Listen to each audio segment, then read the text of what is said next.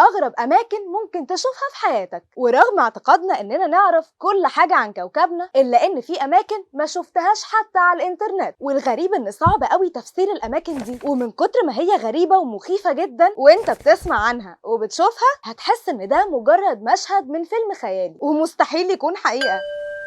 عندك مثلا خطوط نازاكا، ودي سلسلة من النقوش الصخرية القديمة، ودي موجودة في صحراء نازاكا اللي موجودة في جنوب جمهورية البيرو. اعتبرها اليونسكو موقع للتراث العالمي سنة 1994، وتمتد على الهضبة لأكتر من 80 كيلومتر بين نازاكا وبالبا على مسافة 400 كيلومتر، وهي عبارة عن أشكال لحيوانات بيعتقد إنها بترجع لحضارة نازاكا، وده ما بين سنة 400 و 650 ميلاديا. المكان التاني طريق عظام الحوت، موجود في أقصى شرق جزيرة تيجران الموجودة في بحر بيرينج بالقرب من سيبيريا، وهو عبارة عن بقايا عظام حيتان عملاقة على امتداد 550 متر، وبيوصفوا أهل البلد بالممر المرعب. وكانت الجزيرة دي مهجورة سنين، إلا إنها دلوقتي بقت رمز لجذب السياحة لأنها غريبة وفيها عظام حيوانات منقرضة، وبقت رمز للسياحة الاستكشافية. واكتشف علماء آثار سوفييت المكان ده من سنة 76. المكان الثالث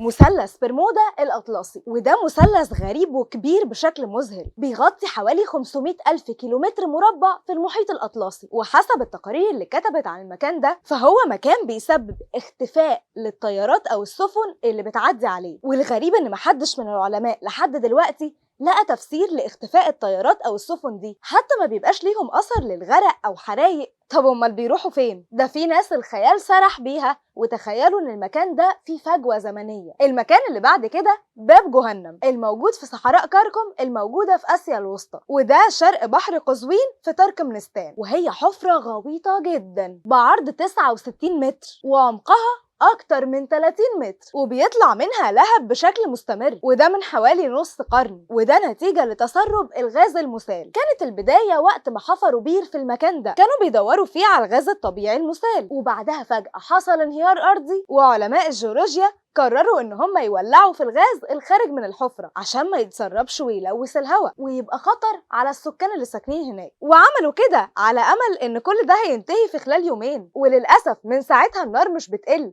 دي بتزيد بقالها 41 سنة. وبس كده، قول لنا بقى ايه اغرب حاجة سمعتها معانا النهاردة، وما تنساش اللايك والفولو وشير للفيديو ده.